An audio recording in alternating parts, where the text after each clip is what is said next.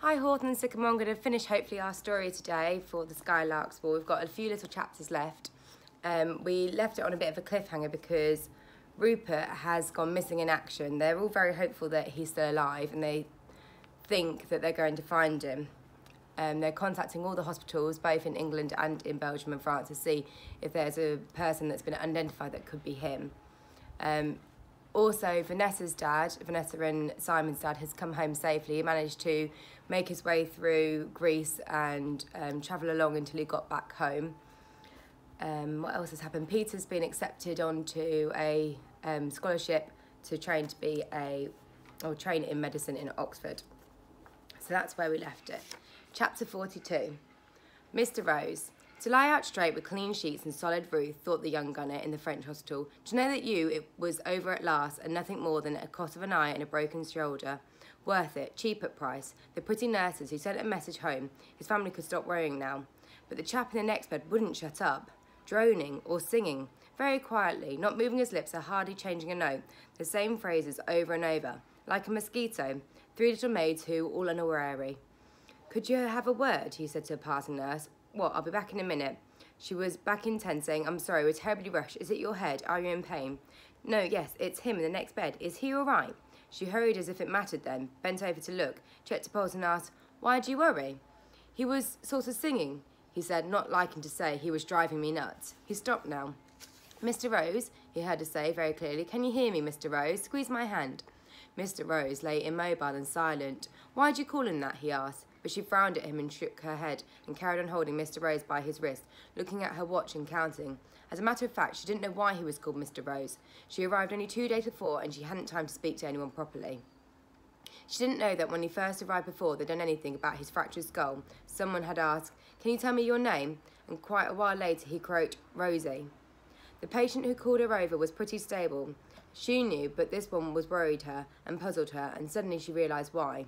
There was a postcard in the entrance hall with a label above it asking, do you know this man?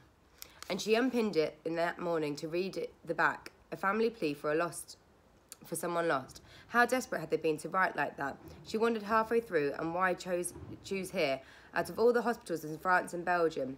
And then she read to the end and found a line that explained that they hadn't just been chosen this one, they'd written to all of them, poor souls, and his name had been a Cornish name, just as her own name was, Penrose. Rose! Mr. Rose! It was a 5-minute walk back to the entrance hall, and there were only 3 staff on the ward and 60 beds, all full, but all the same she went, almost running. The picture showed a tall, curly-haired boy smiling at someone, eyes squinting against the sun. The patients in the bed in front of her had her head wrapped up into a great white bundle, 2 black eyes swollen shut and lips all cracked with fever from blood poisoning. He was immobilised from a broken pelvis too and scattered with bits of shrapnel, but that was the least of his worries. Rupert Penrose, the nurse, taking his hand again. Rupert, there's a message for you, here from Clary. Then she knew her guess had been right because he smiled, and it was the smile that she'd seen in the picture. Chapter 43. A Friend with a Boat. The telegram came to Emma's aunt because that was the address on the postcard. 2 travel passes followed, arranged by the Red Cross for relatives of patients who were critically ill. They were there in 3 days' time. 3 days to be damned, roared Vanessa's father, as Vanessa had known he would when she telegrammed the news. He thought very highly of Clary, not least because she had named him Odyssey and turned his exile into hope. 3 days be damned, repeated the Odyssey, and drove down in a full naval uniform, commandeered a friend with a boat and took them across himself. Clary and Miss Vane, because Clary, being under 16, needed a guardian. You'll be the guardian, he asked Miss Vane. I certainly will, she replied. That was how, when Rupert opened his eyes at last, there was Clary's face drifting in and out of focus, but growing clearer all the time. Through waves and waves of consciousness, at once, long ago, when he had fished her, half drowned from the sea. Hello, Rupert, said Clary. Chapter 44. Facing the Music. Clary's father looked at her for a long time and said finally, well, 2 months had passed and Clary was back facing the music, as Violet put it. Only it wasn't music, it was silence. The whole house was eerily silent. The air was so still that when she moved it felt as if she was disturbing something like a puddle when it was stirred with a stick. There was a half-painted butterfly. We found Rupert, said Clary, a bit unnecessarily, because she could see perfectly well that on the mantelpiece was a neat stack of letters she had posted home. The envelopes carefully slit.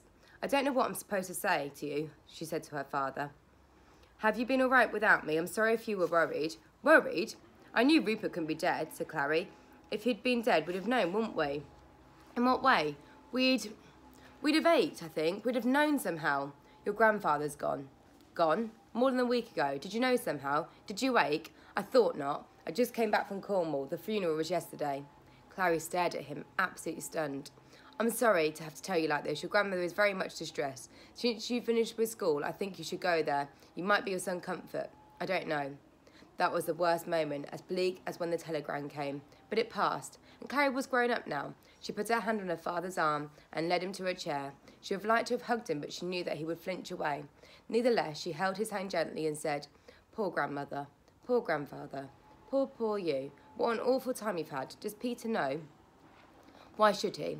I've given up expecting anything from my children. I'll make tea with sugar in. We had some sugar, I know. Something hot. And light the fire and warm the house up. Stay there, please don't go. He let her fetch a blanket, light the fire and make tea. She lit the fire in the kitchen too. The kitchen cupboards had clearly been restocked by Mrs. Morgan. She found potatoes and a tin of ham and another of peas and made a sort of meal. It's much too cold in the dining room, she said, but it's warming up in the kitchen now and I've pulled the table close to the range. Did grandmother get my letter from France when we told her we found Rupert? I presume so. Did grandfather know? I have no idea. Miss Vane was wonderful. She helped me so much in France. She looked after the other families in the hostels who'd come to see their sons, and she went shopping in the town for people. She speaks French much better than me, and she wrote letters home for patients. She brought back another cat, a kitten, all the way from France in a basket. And your cousin as well? It was all a fuss about nothing? He has a fractured skull and a broken pelvis. He has blood poisoning. He was caught by shell fire, they think. They found him in a bomb crater. They didn't know how long he'd been there. Probably 3 or 4 days at least. He hadn't any identification and can't remember any of it. He said that he was worrying about someone, and the next thing he knew, he was in hospital. Clary looked up and saw her father wasn't listening, so she stopped. Now it's spring 1918. Chapter 45, Miss Vane and Mr. King. Rupert was moved to England a week after Clary left France. By either luck or charm or a mixture of both, he managed to get himself into one of the hospitals in Clary's own town. Thank goodness we're not getting him, said Vanessa when she and Clary met at the cottage.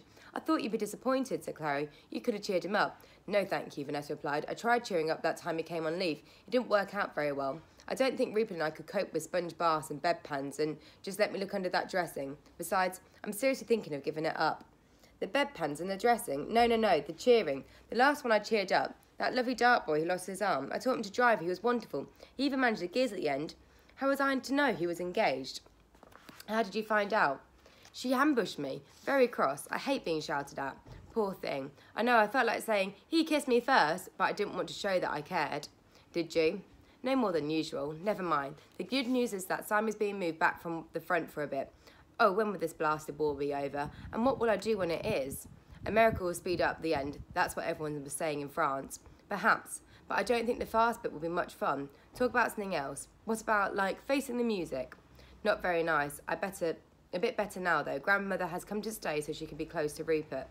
And Lucy? Oh, what a good idea, Vanessa. She could see Lucy. How could I get her there? Perhaps Mr. King. Don't be ridiculous, Clary. You know my dad adores you. He'll come and fetch you both in the car since he has unkindly reclaimed it again. Leave it to me. I'll sort it out. Are you going? Give Rupert my love and Peter and everyone at school. Are you still going to school? Are you happy, Clary? Yes, said Clary. And she was. It was the spring of 1918 and she was unexpectedly content. Rupert and Simon were temporarily safe. Someone who was not Rupert was in love with Vanessa. Peter was happy in Oxford, transformed by finding something worth doing at last. Small, cheerful things happened. Violet, who had recently been writing very highly scented letters, indeed, had come to borrow the pink hat. For a photograph, she said.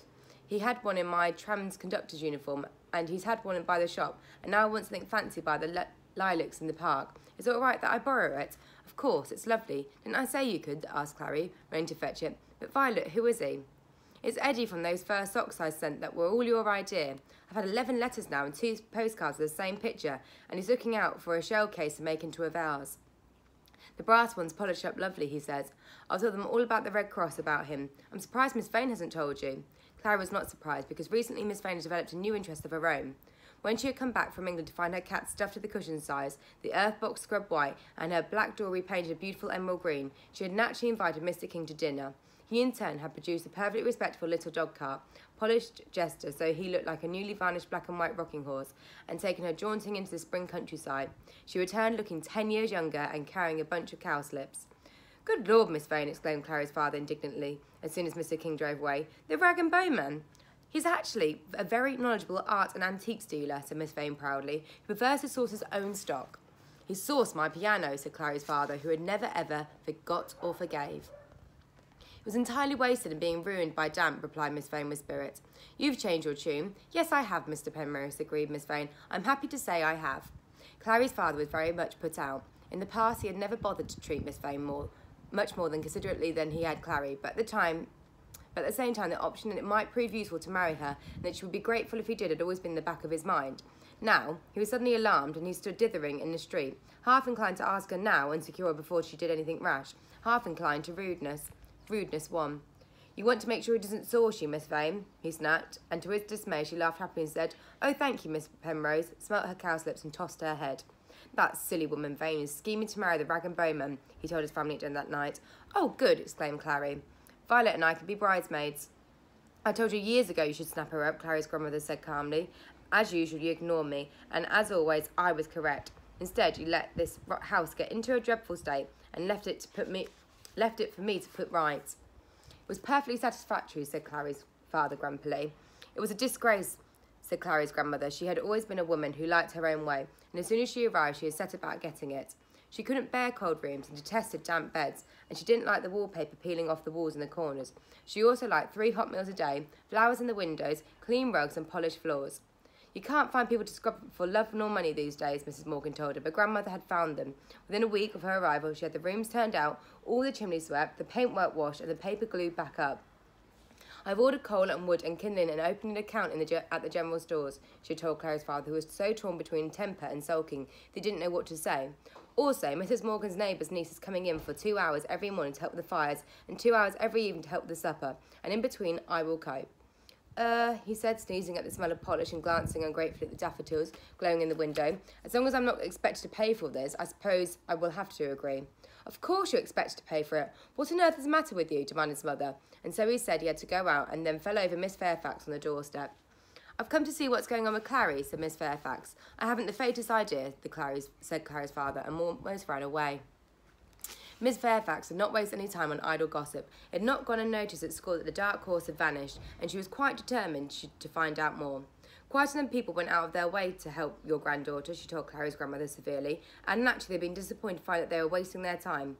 "I did write to school," said Clary, who had come into the room at the sound of her voice. "I'm very sorry, Miss Fairfax. I had to find out what happened to my cousin, you see." Miss Fairfax did not seem to see, nor was she much moved when she heard the loss of Rupert, his rediscovery in France, and how at last he'd been brought back home. "Quite enterprising," she said. "How fortunate it has been, and now is he recovering?" "He's making wonderful progress," Clary's grandmother told her. "Luckily, he is quite near to us, so I've been able to see him often, and every day Clary visits her on her bicycle."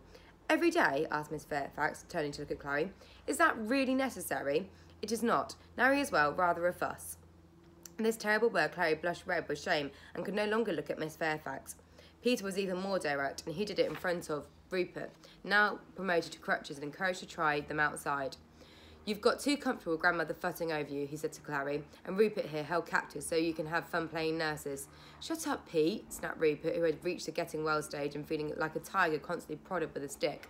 "No, I won't," said Peter. "Clary was doing all right, except her Greek was rubbish, and she could have worked on that. Now you've appeared, she's let it all go. You're not going to stay here forever, and neither will grandmother. So what will she do? Run around skivvying after our father when she waits for someone to marry her?" "No, I won't," snapped Clary with her flaming cheeks. But that night she got out her school uniform and gazed at it. The mushroom hat looked less becoming than ever, but she found herself opening the books. Rupert was improving every day. One final operation had removed the last of the shrapnel from his legs, and he hardly had a headache anymore. The bandages could come off at any day. His temper had improved since they started him on exercises. He could walk with just a stick. "I shall take him down to Cornwall for some proper sea air," his grandmother announced, but when Rupert heard this proposal he grinned. "I'm not going to live with my granny," he said. "What then?" asked Clary. "You'd hate it with father and me." "Well," said Rupert, "there are other places. I promised our old Irish I'd go and see his family." "He died, didn't he?" Rupert's face closed up the way it did when the war was mentioned. He could not bear it. All the time he'd been ill, he never said a word about what had happened. However, between things the hospital in France had told her, and letters they arrived when he was hurt. Rupert had been found. Clary and her grandmother knew most of it. He was wild the night before, someone had written. Light-headed, singing Irish ballads, talking nonsense, burning with fever. He should have been sent back, but we were going over into an early morning attack. We drank a bit, wrote letters home. Everyone was jittery. We marched to the front and tried to get some sleep in the couple of hours before dawn. That morning had come, the first blue sky they had seen for a week. The rain had vanished, and so had Rupert. We know now, wrote the friend, that he must have pushed aside the chapel old sentry duty. He probably caught him dozing. Of course, nothing was reported. Of course not, said Clary. The penalty for sleeping on sentry duty was death by firing squad. Even her grandmother knew that. We went over the tops ourselves minutes later, the letter continued. After that, everything was hell. And so Rupert's escape had gone unrecorded, as has his fevered race across the battlefield, shedding everything that might have identified him, pushing through the wires and the winding paths and the bogs, ending not in a leap to a green and blue sparkling water, but in a roar of shellfire and a blast that lifted him into the crater where he stayed for 3 days, unconscious in the good times, singing in the bad, until someone crawled out and found him and managed to drag him back into the chaos, into trenches where no one knew his name. He'd been so great for so long, he'd struck out so much he didn't deserve to end like that, his friend had written. No one deserves any of it, Clary had written back. Now Rupert was watching her face, and she knew, with ice-cold fear, that he was about to tell her something awful. Darling Clary, don't call me darling. Haven't I always called you darling? Just say it, Rupert. After Ireland, as soon as they let me. No. Yes, I've got to go. I'm going back. Who have you told, Rupert? Who have you told? Whispered Clary at last. No one, said Rupert. I'm just telling you. Chapter 46. Rupert goes back. Rupert went to Ireland. They didn't just see him again. He passed his medical in August. He wrote and told them that Simon Clary's gentle giant... He wrote and told them that Simon Clary's gentle giraffe sent a message to say, tell him not to come. But they couldn't. Vanessa raged, how could he do that to Clary? He could at least hold him himself, said his grandmother bitterly. She was more distressed than Clary had ever seen her before. The coward, said Clary's father. Clary said nothing. She had said it all to Rupert the day that he told her, and it had made no difference except that they had parted angrily, hurt and hurting instead of parting friends. Peter said nothing because he sort of understood, although he could never have listed the reasons as clearly as Rupert had. Rupert's reasons, spoken aloud to no one, were these. 1. Clary. He could still hear Peter's bitter comments. Clary was doing all right. Now you've appeared, she's let it all go. And Peter was telling the truth. Clary had a chance to escape. He couldn't risk her losing it. 2. That silly kid Simon Bonds, who should never be there, who wouldn't have been there if it wasn't for him. But if Clary had already had her place at Oxford, if Simon had been safe at home, Rupert knew that he would still go back. He couldn't see that he had any choice. His third reason, the one that drove him the hardest, was it wasn't finished. Rupert knew that he couldn't rest until it was finished. He had to go. He'd left his friends there. When Rupert left them, Clary's grandmother went back to Cornwall. Clary could have gone with her, but she didn't. She got out her books and the mushroom hat and worked, driven at first by grim, hungry anguish and waiting to clutch every time she paused to think. Even after the pain faded just to a gnawing presence, she still went on. Her book saved her. Miss Fairfax regarded her dark horse with pride. She's come through, she said. She'll make it now. She's on the final stretch. The war was also on the final stretch. A great last peak of suffering was everyone involved. The smile of the western front had twisted and become jagged-toothed in places, but it was still insatiable as ever. August passed and September, and then early October, just when they could bear no more bad news, another telegram came. Autumn 1918. Chapter 47. The Death of the Giraffe. Giraffes were never designed for trench warfare. Simon the Bony One died at the Western Front on the last day of September 1918. A sniper shot him straight through the head. He wouldn't have known a thing, wrote his commanding officer wearily, although actually at the final moment a great understanding had blown through the elated Bony One. He died with such a certainty of joy and freedom that if he could have had any shouted out through those who loved him, hey, it's going to be all right. But of course they knew nothing about that. Vanessa couldn't bear it. She ran from her pain, not to Clary or her father, but to Peter in Oxford, who had understood Simon first. It's not fair, she sobbed in Peter's arms. Say something. Don't just stand there. It's not fair, said Peter. I can't bear it any longer. I've borne it right from the beginning, and I can't bear it anymore.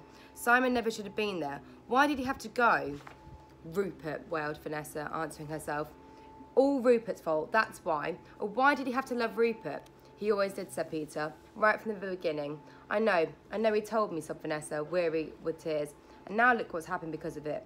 We've got to manage without him for ages and ages, and the rest of our lives forever.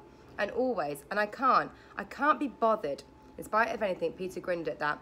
Stop laughing, I've got to go soon. They only gave me 8 hours free. 8 hours and Simon's dead. I've got to go back and do the night shift and not fuss and be cheerful. Do I smell? Yes, very strongly, but I'm used to it. I suppose you could go to your family for a bit. No, thank you. They cling and weep, and I'd never escape. I can't live there anymore. When this horrible war is over, I'm going to marry the first man who asks me and live happily ever after, or as close as I can manage. I'll give it a good try. Oh, said Peter glumly, not liking this plan, and a very good idea struck him, and he asked, Vanessa, will you marry me? Yes, of course I will, you idiot, said Vanessa. I thought you'd never ask. Chapter 48, Armistice Day, November 1918.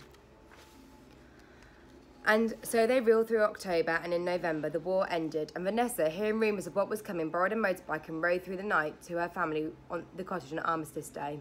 Simon had missed it by less than 2 months, which was very hard to bear, and for an hour or two they didn't try bearing it at all. They reached the cup of tea and mopping up stage when Clary arrived on Peter's bicycle, saying, Oh, Vanessa, I didn't know you'd be here. I just came to give them a hug. How are they? Hero, said Vanessa, who had met her on the doorstep, but it's been very damp. You're wonderful to come, Clary, but don't just go in just yet. It will start them off again. I brought some sugar for Lucy, said Clary, so they went across the field to find her. Lucy took the sugar ungratefully, looking over Clary's shoulder. They both knew she was searching for Simon. Oh, blast, said Vanessa. Oh, come on, Clary. There's no one about for a million miles. Let's lie in the grass and howl. Yes, all right. Good idea, said Clary. But she didn't howl. She lay on her front with her fists in her eyes, and presently she said, Wouldn't it have been lovely if there hadn't been a war, and we were all... Then she broke off and didn't say any more. The November day became quiet again. Under the hedge, a blackbird turned in over dead leaves like someone flickering through a book to find illustrations. The grass was damp, but overhead the sky was a thin crystal blue. At last, Vanessa sighed and said, The moment has passed. It seemed that I can only howl spontaneously. Do you think there spiders are out there? What? Oh, probably hundreds. I can't lie in spiders. I'm fetching a hearth rug. Don't. It'll worry your parents and spoil the smell of the grass. Oh, all right, said Vanessa. I can't be bothered anyway. Grass is such an old-fashioned smell. Did they ever smell grass in France? Yes, of course they did. Clary sat up and took her friend's cold hand and held it warm in her own. Often, it must have reminded them of home. It is old-fashioned to think how far back it goes. Shakespeare smelt it, flat on the face in the Avon meadows. Arthur before he pulled his sword from the stone, under the oaks and beeches of the ancient forest. Go on, said Vanessa, gripping her hand. The Romans at the end of the day of the Roman road, setting up camp, flatbread and cheese for supper, and raisins and onions, lovely. The people who raised the henge stones collapsed, exhausted, staring at what they'd done and wondering if it would last. Hoping the woolly mammoth wouldn't knock it over, said Vanessa. Or the dinosaurs. Was there grass in the dinosaurs' days? Not until the Cretaceous, said Clary, so seriously that Vanessa really did howl a bit, but with laughter, not tears. Then they checked each other's faces and went to the cottage, and were very brave and cheerful. Later, with Clary's bicycle hanging out the back, they all drove into town, where they found bonfires and singing crowds, and the pubs full to overflowing. Vanessa and Clary leaned wearily on each other and said, I suppose we should feel wonderful, but mostly they felt empty. Chapter 49. Afterwards. The years passed. They heard nothing from Rupert, who was, as soon as he was released from the active service, went straight to India to track down the parents who abandoned him at the age of 3. And when he found them, he realised he should never have bothered. But India was different. He travelled further and further north, losing himself into the otherness of the world that he found there. Clary went to Oxford, which she loved more than Miss Fairfax had guessed she would. She got her MA, and her grandmother came proudly to see her graduation. But her father, when invited, said he'd rather not. The spare key to the cricket pavilion eventually found its way back to England, along with a few other bits and pieces. It absolutely baffled Simon's mother, who sat rocking and gazing at it for hours some days, until Peter happened to visit, glimpsed at her hands and exclaimed, I never thought I'd see that again. Do you know what it is, she asked. It's a spare key to the cricket pavilion. I gave it to Simon at the end of our last term. It's the Penrose Bonners Award for sticking it out with special commendation for that time you didn't climb out of the window. Oh, Peter. He wore it always, said Peter, taking it carefully into his hand.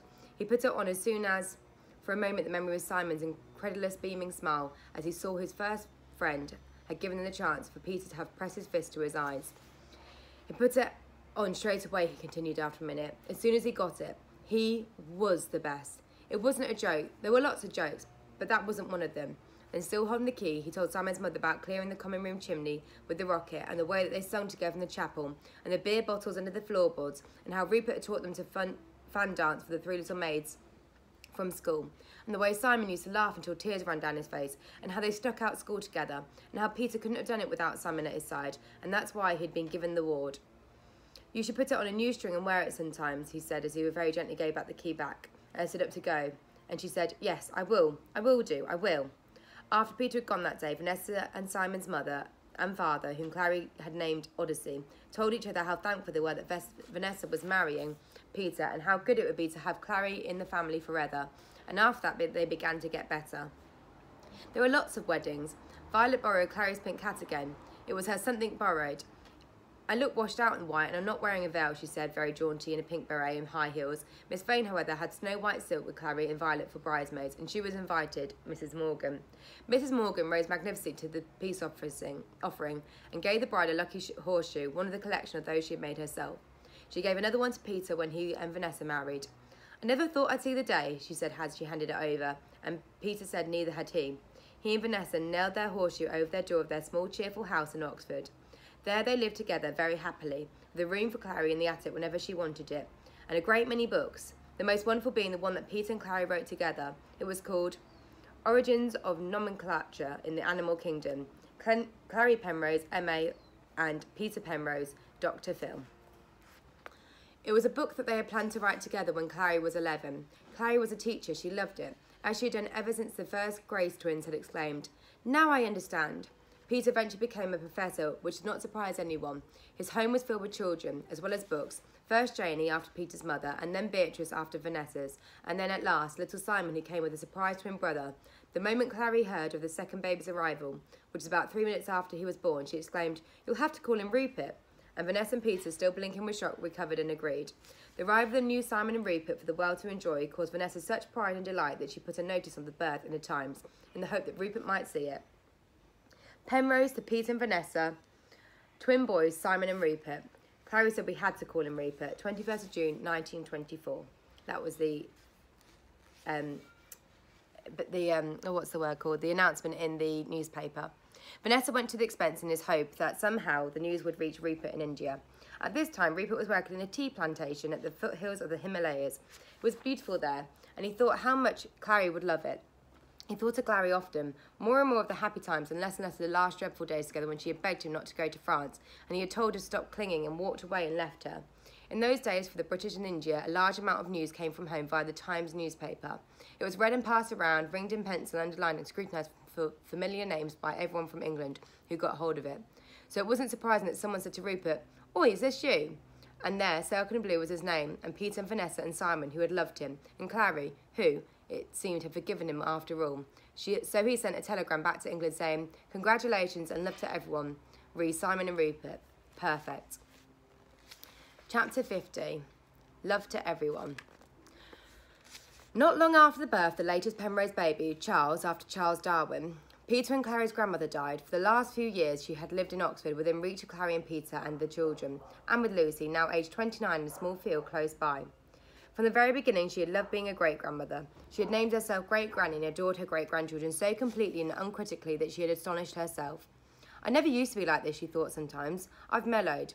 But now she's gone, and she had left the house in Cornwall to Clary and Peter. It hadn't been lived in for years and years, and it was still full of her things. Not just furniture, but all the letters and clothes and old lady belongings that she hadn't wanted to bring to Oxford. "I shall have to go and sort them out," said Clary unhappily to Vanessa. "And don't say Peter will help because he'd be useless. And anyway, Great Granny would hate him poking through her things." She was a very dignified old lady. "I've never been to Cornwall. There was never time after the baby started arriving," remarked Vanessa. "Peter said you used to love the summers there." "They were perfect," said Clary, her voice a little unsteady. "Perfect for the moment we arrived." "What made them so wonderful?" asked Vanessa, who was always on the outlook for ideas to make life wonderful for her own children.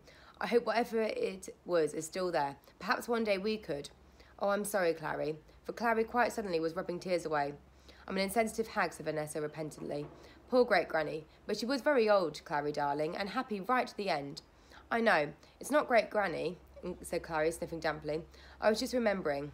Everything. Everyone." Vanessa looked at her thoughtfully, and when Clary did not continue, picked up a child from the floor and handed it to her to cuddle. Then she waited a tearful minute or two before asking kindly, "Is it Rupert?" "No," said Clary miserably after glancing down to look. "It's darling Beau. Thank you very much, Clary. I can't actually tell my children apart.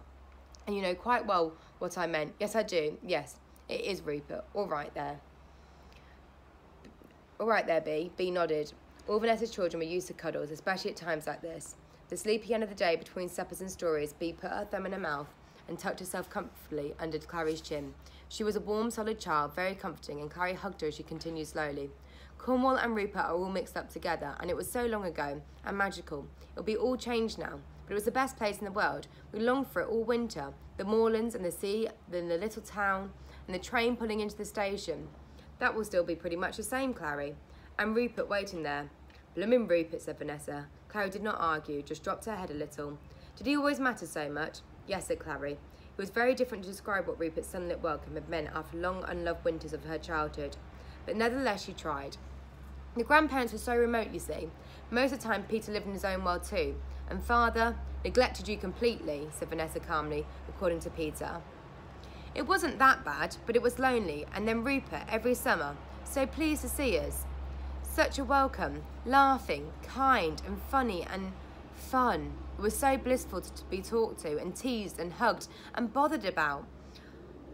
I was a bit invisible, I suppose, and Rupert made me visible. And it wasn't just being kind because he was sorry for me. We were proper friends. You were. I remember you both at that Christmas party, and afterwards through so much. Girlfriends, war, even me. Clary laughed, lifting her face from Bea's red curls. That must have stung. A bit. Mostly for Peter. I'm sorry. It was nothing, not compared to the day that telegram came, or when I found him in France so broken. But you got him home again, and he got better. I thought so, but I was wrong. Inside he wasn't better. He couldn't live with himself. There were a lot like that, Clary, said Vanessa, who never had a day without thinking of the boys in the beds. They felt guilty for surviving. He told me he was going back, and then we stopped being friends. We smashed it all up. How? I didn't try to understand. I argued. I fought him. I cried. He said I clung. He shouted, leave me alone, and shook me off and ran away, stumbled away, with that stick. Oh, Clary. So I did leave him alone. I helped Peter write to him after Simon, but I didn't sign my name and we didn't hear back. Simon must have been very hard for him. Rupert knew why he was there. Simon was an idiot, said Vanessa crossly. No, he wasn't. He was just terribly young. They had all grown up too soon. Yes, said Clary. You must keep yours little forever and put their books on their heads when they start to grow tall. Bea looked up at her in surprise. Clary slid her into the floor, reached for a book and balanced it right on her head to show her. Bea copied with Peter Rabbit. Janey, who was her father all over again, said, I don't think it will work, but all the same picked up a book herself and tried just in case. Bea laughed and her book slid onto her lap. You have to not laugh, said Janey solemnly. No, said Clary, tipping her own book off at these words. I was wrong. No books on heads. You have to laugh. You have to grow. And I have to go to Cornwall. What's in Cornwall? Asked Janey, and so Clary told her about the blue and green sea and the house on the moors and how she and Janey's daddy had travelled there every summer on a train all by themselves with no grown-ups. Can I go? Asked Janey. One day, perhaps. On a train with just Bea and no grown-ups. Do you think you'd like that? Yes, said Janey, jumping up and down. Who would we meet at the station? That's the thing, said Clary. You'll have someone very special and wonderful to meet you at the station. Did you? Yes, said Clary, I did. Later, Vanessa said, listen, Clary, leave the sorting and things a little while longer, and when Charles is bigger, I'll come with you and I'll help. Would you really? It would be better with two. As soon as he's a bit less nocturnal, said Vanessa, looking across at Charles, tied to sleep in his cradle, collecting all his strength so that he'd be able, explained to his parents, to stay awake all night, imperiously demanding milk, songs, walking up and down, trips to look at the moon out in the window, and as many people as possible to keep him company. A month passed, and then another. Vanessa's parents agreed to come and babysit. Charles' nighttime revels grew no less wild.